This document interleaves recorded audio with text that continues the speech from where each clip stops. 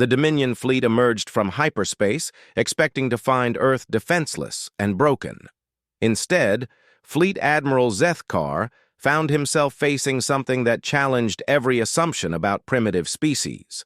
The planet below bristled with defensive installations that shouldn't exist. Energy signatures indicated technology that was impossible according to Dominion databases. Captain Elena Rodriguez stood on the bridge of the UES Defiance, humanity's first interstellar warship. Built in the underground shipyards beneath the Pacific Ocean using reverse-engineered alien technology, the vessel represented everything humans had learned in 8 months of underground warfare. The ship's hull incorporated stealth systems, energy shielding, and weapons that combined human engineering with Dominion science. The initial engagement began when Dominion scouts approached Earth's defensive perimeter.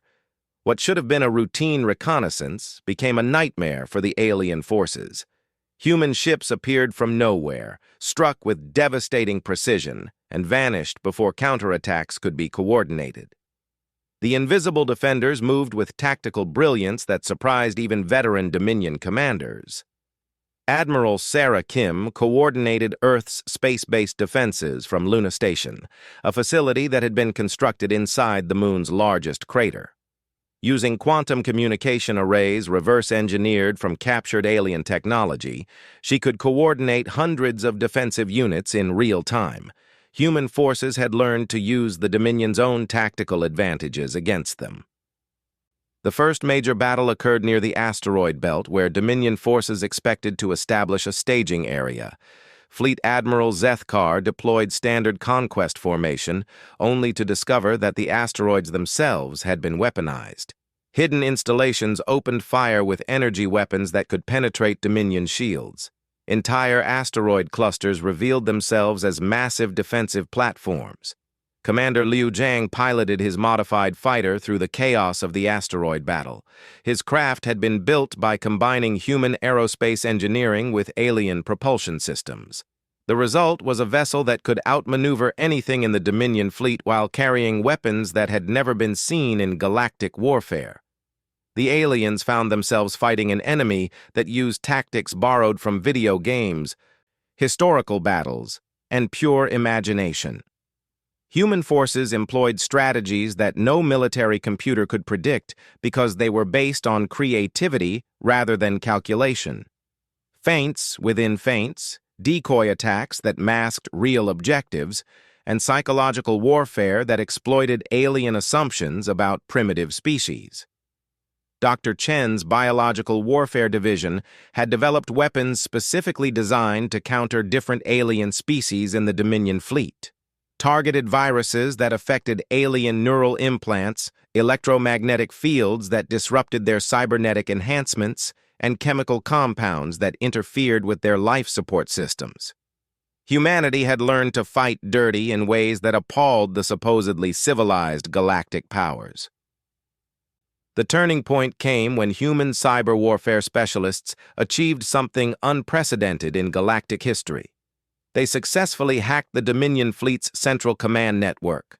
For the first time in thousands of years, a Dominion fleet lost coordination as human technicians fed false orders to alien vessels and turned their own systems against them.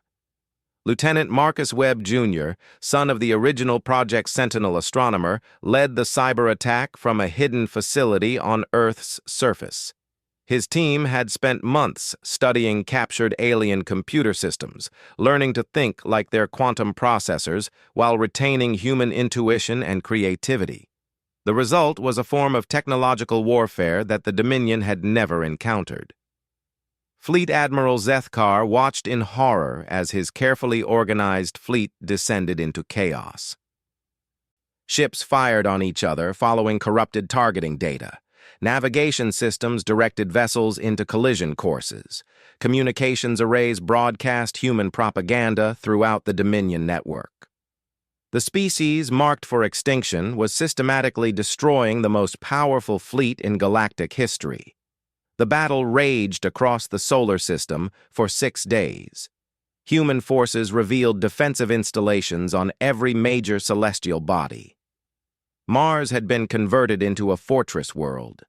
Jupiter's moons housed shipyards that launched vessels as fast as they could be destroyed.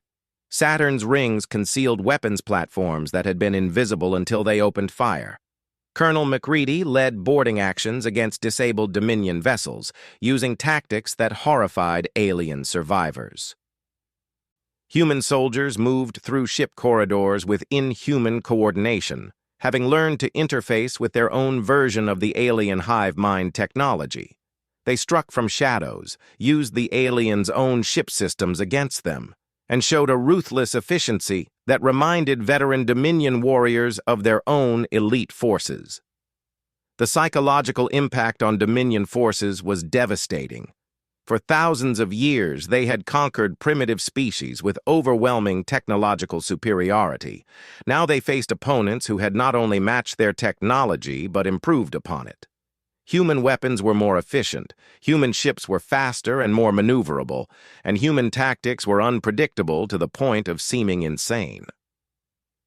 Dr. Vasquez coordinated the orbital battle from her command post in the lunar facilities. Long-range sensors showed Dominion reinforcements approaching from other star systems, but also detected something that sent shockwaves through alien command structures. Human ships were leaving Earth's solar system, heading toward Dominion worlds at speeds that should have been impossible for such a young civilization. The war expanded beyond Earth as human forces took the offensive. Strike teams teleported directly onto Dominion command ships using modified alien transportation technology. Cyber warfare specialists infiltrated the Galactic communication network, spreading human propaganda and tactical innovations to oppressed species throughout Dominion territory. The conquest had become a liberation war. Captain Santos found herself leading a mixed force of humans and alien defectors who had been inspired by humanity's resistance. Species that had been conquered by the Dominion centuries ago saw human success and began their own uprisings. The Galactic Empire that had seemed invincible was fracturing as news of Earth's victory spread throughout known space. Fleet Admiral Zethkar made the decision that would haunt Dominion history. Faced with catastrophic losses and complete tactical failure, he activated planetary bombardment protocols. If the Dominion couldn't conquer Earth, they would destroy it entirely. Massive energy weapons began targeting population centers in a desperate attempt to salvage something from the failed invasion. The bombardment lasted exactly 17 minutes before human countermeasures activated. Energy shield generators that had been hidden beneath every major city created overlapping defensive barriers. Orbital platforms redirected incoming fire toward Dominion vessels. Most incredibly, human scientists had developed weapons that could turn the aliens' own bombardment energy against them. General Hayes stood in the primary command bunker, watching displays that showed the bombardment being systematically neutralized. Every Dominion weapon that fired at Earth saw its energy redirected, amplified, and returned to its source. The aliens' ultimate weapon had become humanity's most effective defense. The final phase of the battle began when human forces activated weapons that defied every known law of physics. Dr. Chen's team had made a breakthrough in understanding the fundamental forces that the aliens used for faster-than-light travel. By reversing these forces, they could create weapons that attacked the very fabric of spacetime around enemy vessels. Dominion ships began disappearing from normal spacetime, trapped in dimensional bubbles where their advanced technology was useless. Others found themselves scattered across multiple realities where the laws of physics operated differently. The species that had mastered galactic travel discovered that humans had learned to weaponize the universe itself. Fleet Admiral Zethkar's flagship was the last Dominion vessel to maintain combat capability. Surrounded by human ships that appeared and disappeared at will, bombarded by weapons that turned physics itself into a weapon, he faced a choice that no Dominion commander had ever confronted: unconditional surrender to a primitive species. The formal surrender ceremony took place aboard the UES Defiance, with representatives from every human nation and dozens of alien species that had joined the rebellion against Dominion rule. Admiral Zethkar signed documents that not only ended the invasion, but established humanity as the dominant power in their region of the galaxy. Dr. Chen stood before the assembled representatives of dozens of worlds, delivering a speech that would be remembered throughout galactic history. Today marks not just Earth's victory, but the beginning of a new era for all free species. The Dominion believed that might makes right, that advanced technology justified conquest and oppression. Humanity rejects this philosophy. The transformation of galactic politics began immediately. Alien refugees who had fled Dominion oppression were welcomed on Earth and its growing colonial worlds. Human technology was shared freely with species that had been enslaved for centuries. The underground cities that had sheltered humanity during the invasion became models for new settlements throughout human space. Captain Rodriguez found herself commanding exploration missions to worlds that had been abandoned when the Dominion collapsed. Former slave species worked alongside human colonists to build societies based on cooperation rather than conquest. Children who had grown up in underground bunkers were now helping to terraform entire planets. The Dominion's vast galactic empire crumbled within months as human-led coalitions liberated world after world. Species that had been conquered centuries ago rediscovered their own cultures and technologies. The rigid hierarchy that had maintained galactic order for millennia was replaced by a confederation of free worlds, guided by human principles of cooperation and innovation. Dr. Tanaka's biological research led to medical breakthroughs that benefited every known species. The nanomachine technology that had been used for control was repurposed for healing and enhancement. Diseases that had plagued alien civilizations for millennia were eliminated using techniques developed in Earth's underground laboratories. Lieutenant Zhang Wei led the first human diplomatic mission to the galactic core, where ancient species watched in amazement as the newcomers shared technology and resources that the Dominion had hoarded for thousands of years. Civilizations that had stagnated under alien rule began advancing at unprecedented rates when exposed to human creativity and innovation. The war that was supposed to eliminate humanity had instead eliminated the greatest threat to galactic freedom. Earth became the capital of a new confederation that valued diversity, innovation, and cooperation above all else. The species that had been marked for extinction had become the liberators of the galaxy. Admiral Kim established the Galactic Defense Force, an organization dedicated to protecting free worlds from any force that might attempt to recreate the Dominion's oppressive empire. Human ships patrolled space lanes that had been controlled by alien tyrants for millennia, ensuring safe passage for vessels from any species, regardless of their technological level. The underground cities that had sheltered humanity during the darkest days of the war became centers of learning where beings from across the galaxy came to study human innovations. Universities were established on worlds that had never known education beyond basic survival skills. Research stations shared discoveries that advanced every field of science and technology. Commander Mitchell stood on the observation deck of Starbase Unity, humanity's first deep space installation, watching ships from hundreds of different worlds dock at the massive facility. Trade, diplomacy, and cultural exchange flourished in ways that had been impossible under Dominion rule.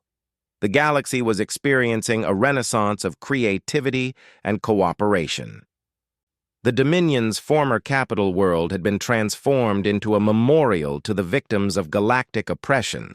Species that had been enslaved, conquered, or destroyed were remembered in vast archives that preserved their histories, cultures, and achievements. The site served as a reminder of what could happen when power was concentrated in the hands of those who valued control over freedom. Dr. Vasquez published research based on data collected during the war. sharing insights that revolutionized understanding of physics, biology, and consciousness throughout known space. The defensive technologies developed in Earth's underground laboratories became the foundation for peaceful applications that improved life for billions of beings across the galaxy. The children who had grown up during the war became leaders in the new galactic civilization.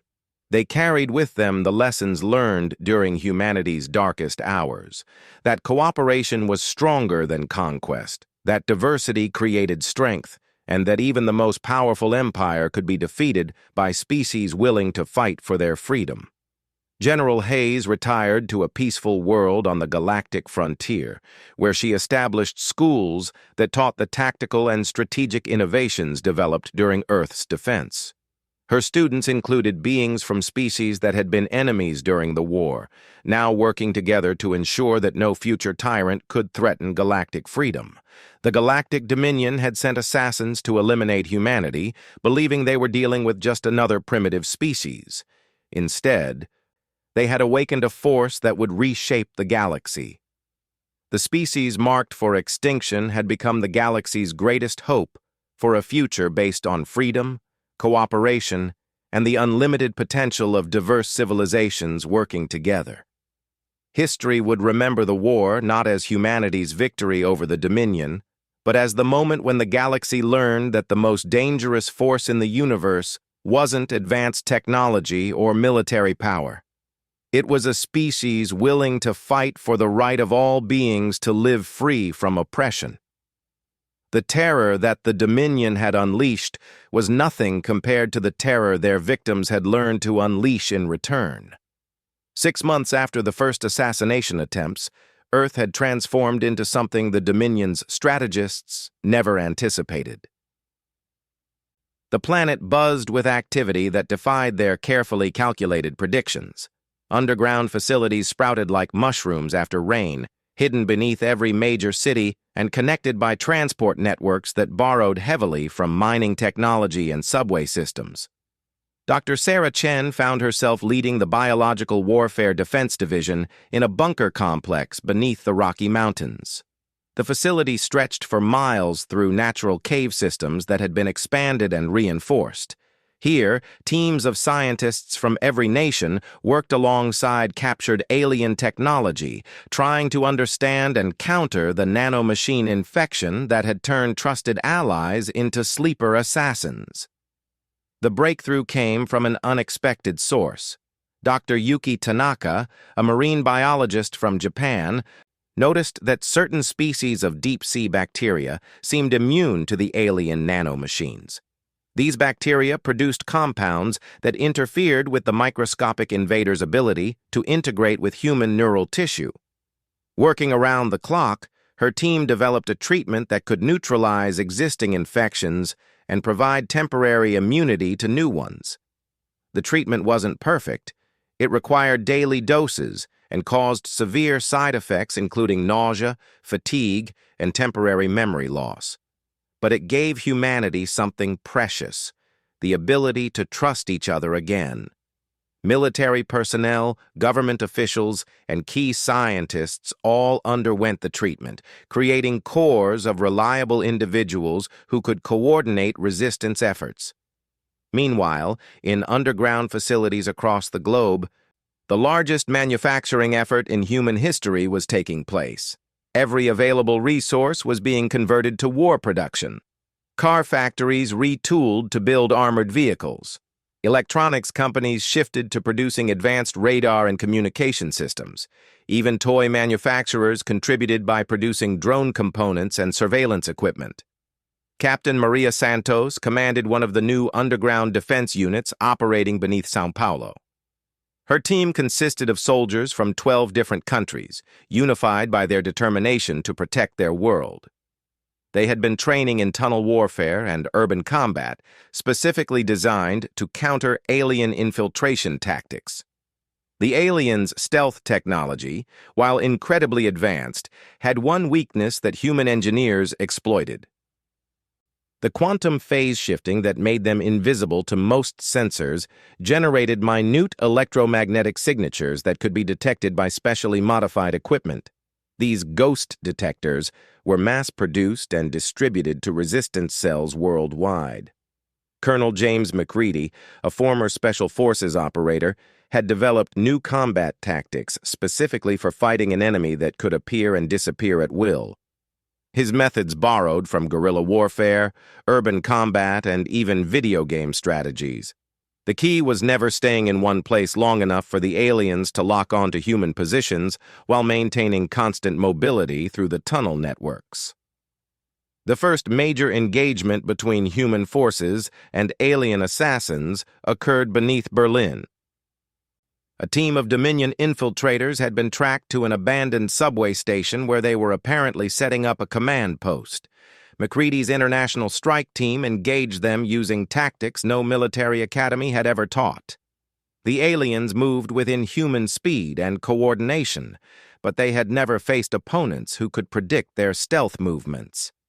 Human forces used mirrors, thermal imaging, and electromagnetic detection to track enemies who thought they were invisible. The battle lasted 14 hours and ended with the capture of 2 alien operatives, the first prisoners in this underground war. Dr. Chen's team examined the captured aliens and made startling discoveries. The beings weren't entirely biological, they were hybrids, combining organic components with advanced technology that made them perfect infiltration specialists. Their neural implants could interface directly with the nanomachines they used to control humans, creating a hive mind network that coordinated their operations. More importantly, the aliens' technology could be reverse-engineered. Human scientists began developing their own versions of the stealth systems, communication networks, and even the neural interface technology. If the Dominion wanted to fight a war of infiltration and assassination, humanity would meet them on equal terms.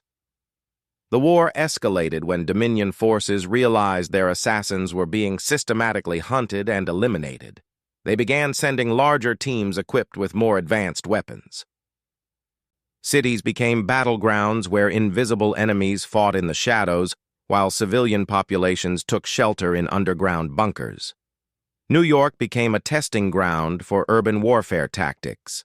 The subway system, expanded and reinforced, became a vast underground city housing millions of people. Above ground, automated defense systems scanned constantly for alien signatures, while human hunters stalked their quarry through abandoned streets. Lieutenant Zhang Wei led a hunt through Manhattan's financial district. His team had been tracking a group of alien assassins who were targeting the underground stock exchange that had been established to maintain economic stability. The chase led through office buildings, subway tunnels, and construction sites in a deadly game of three-dimensional hide-and-seek. The aliens had superior technology, but humans had the advantage of knowing their own environment. Zhang's team used construction equipment, building layouts, and even city infrastructure as weapons. When the aliens took refuge in a skyscraper, the humans simply brought the building down in a controlled demolition, forcing their enemies into the open where conventional weapons could target them. Similar battles raged in every major city on Earth. London's underground facilities expanded into a vast network connecting government bunkers, civilian shelters, and military command posts. Tokyo's defense forces turned the city's complex subway system into a fortress where human defenders could appear anywhere instantly, while alien infiltrators found themselves constantly exposed to attack. The psychological impact of the war was transforming human society in unexpected ways. People who had never spoken to their neighbors were now working together in underground communities. Children learned combat techniques alongside traditional subjects. Scientists who had competed for research grants now shared discoveries freely to advance the common cause.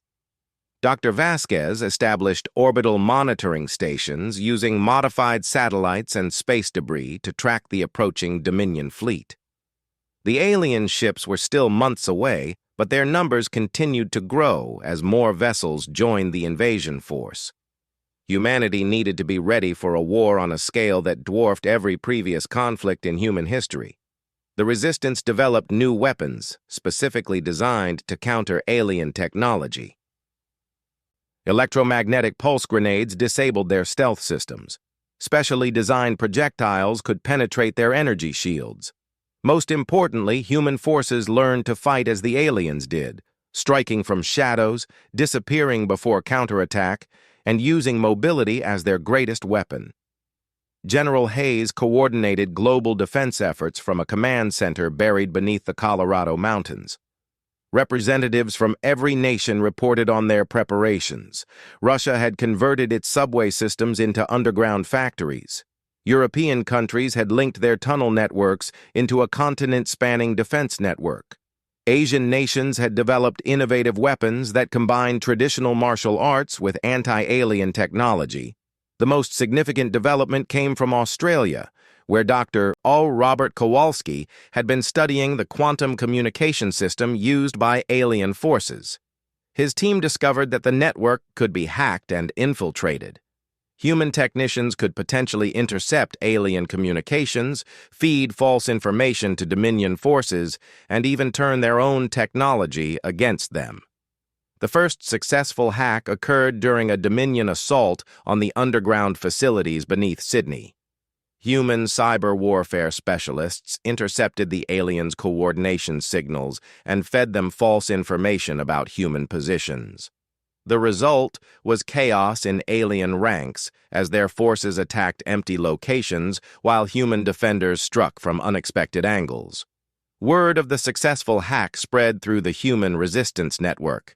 Technical teams worldwide began developing similar capabilities. The aliens' greatest advantage, their perfect coordination through quantum communication, was becoming a liability as human forces learned to exploit and manipulate their networks. 3 months before the main fleet's arrival, humanity achieved something unprecedented in galactic history, according to intercepted Dominion communications. No species had ever adapted so quickly to alien technology or developed effective countermeasures to Dominion tactics. The assassination campaign that should have broken human resistance had instead forged it into something stronger than any previous enemy the Dominion had faced. The underground war had changed both sides. Alien forces found themselves fighting an enemy that learned and adapted faster than their computers could calculate. Every tactic they employed was quickly countered and turned against them. Every technological advantage they revealed was reverse-engineered and improved by human scientists working with desperate creativity. Commander Sarah Mitchell stood in the main command center of the North American Defense Network, watching tactical displays that showed the global situation. Red dots marked confirmed alien positions. Blue indicators showed human defensive installations. Green lines represented the vast tunnel networks that connected underground cities across continents. For the first time since the war began, blue outnumbered red on the displays. Humanity had transitioned from hiding underground to actively hunting their would-be conquerors. The species that the Dominion had marked for extinction was proving to be far more dangerous than anyone had imagined. The aliens had expected to arrive at a broken world populated by scattered survivors. Instead, they would find a planet that had been transformed into a fortress, defended by a species that had learned to fight like them while retaining the creativity and adaptability that made humans unique in the galaxy. Reports from intercepted communications showed growing concern in Dominion command structures. Some alien strategists recommended abandoning the Earth invasion entirely and finding easier targets. Others argued for a full-scale assault to prevent human technology from spreading to other species. The debate ended when long-range sensors detected human-built spacecraft rising from Earth's surface. Humanity hadn't just survived the assassination campaign. They had used captured alien technology to develop their own space-based defenses. The species marked for extinction was preparing to take the fight beyond their own world. Dr. Chen stood in her laboratory, examining the latest batch of enhanced human defenders. volunteers who had undergone experimental procedures to interface with captured alien technology. They retained their human consciousness and creativity while gaining capabilities that would allow them to fight alien forces on equal terms. The transformation was spreading. Underground, humanity had built a civilization that combined their own ingenuity with stolen alien science. Above ground, automated defense systems waited for the invasion fleet. In space, human vessels moved toward positions where they could intercept Dominion forces before they reached Earth. The Dominion had created exactly what they sought to prevent, a species capable of challenging their galactic dominance. The assassination campaign had failed completely. Instead of breaking human resistance, it had revealed human potential. The species that had conquered dozens of worlds was about to discover that Earth's defenders were unlike any enemy they had ever faced. As reports continued arriving from around the world, one thing became clear to everyone in the underground command centers. The real war hadn't even begun yet. Everything up to this point had been preparation. When the main Dominion fleet arrived, they would find a transformed Earth defended by a transformed humanity that was ready to show the galaxy what humans could accomplish when their survival was threatened. The morning sun cast long shadows across the wheat fields of Kansas when Sarah Chen first noticed them.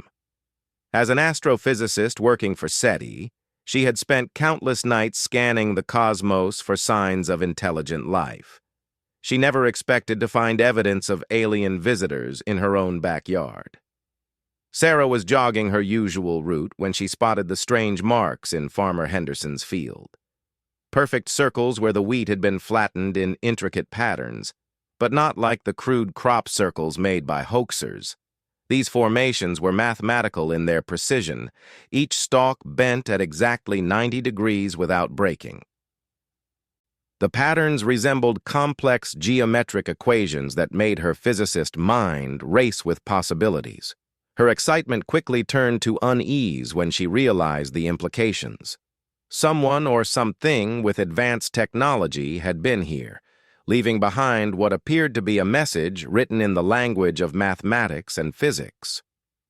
3 days later, Dr. Marcus Webb, the lead researcher at the Deep Space Observatory in Chile, made a discovery that sent shock waves through the scientific community. While analyzing routine telescope data, he found something that shouldn't exist. Multiple objects, each roughly the size of a school bus, were moving in perfect formation just beyond Earth's atmosphere. Their movements defied known physics, accelerating and changing direction without any visible propulsion system. The objects maintained a precise grid formation, spacing themselves evenly around the planet like a surveillance network. They were completely invisible to most detection methods, only appearing on the most sensitive gravitational wave detectors. Whatever these craft were made of, they bent space-time around themselves in ways that human technology couldn't explain. Dr. Webb immediately contacted his colleague at NASA, Dr. Elena Vasquez, who ran the Planetary Defense Coordination Office. Elena had been tracking unusual meteorite activity for weeks. What she initially thought were small asteroids entering Earth's atmosphere showed the same impossible movement patterns. They weren't falling rocks at all. The three scientists formed an unofficial task force, sharing data through encrypted channels. They discovered that similar phenomena were being reported by observatories worldwide, but most researchers dismissed the readings as equipment malfunctions. Sarah, Marcus, and Elena knew better. The breakthrough came when Sarah's computer picked up a faint radio signal emanating from the objects. The transmission was brief, lasting only milliseconds, but it contained compressed data equivalent to several terabytes of information. When decoded, the message was chilling in its simplicity. It was a catalog of human military installations, population centers, and key infrastructure points. Every major city, every military base, every power plant and communications hub on Earth had been mapped and analyzed. The accuracy was terrifying. The aliens knew exactly how many people lived in each location, what weapons humanity possessed, and how their civilization functioned. But the most disturbing discovery was hidden in the metadata.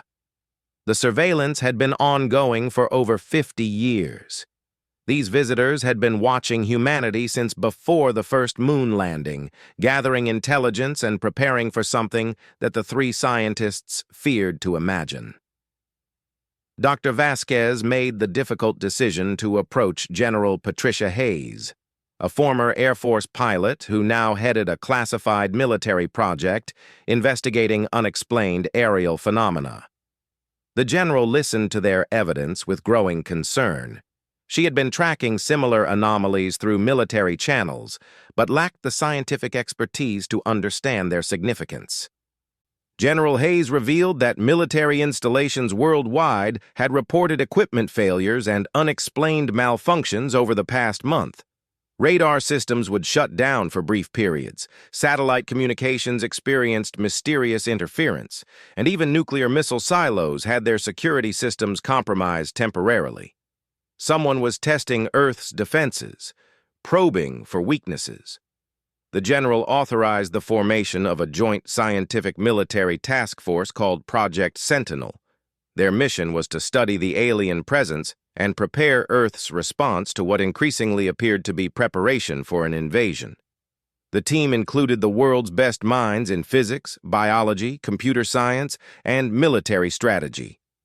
Working in a secure facility beneath the Pentagon, Project Sentinel made rapid progress understanding the alien technology. The visitors used a form of quantum manipulation that allowed them to phase in and out of normal space-time. This explained how they remained invisible to most detection methods while maintaining constant surveillance.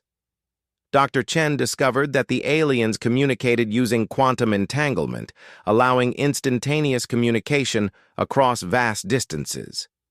This suggested they were part of a larger network, possibly spanning multiple star systems. The implications were staggering. Humanity wasn't dealing with a single expedition, but potentially an entire galactic civilization. The team's worst fears were confirmed when they intercepted a longer transmission. Using quantum decryption techniques, they decoded what appeared to be a military briefing.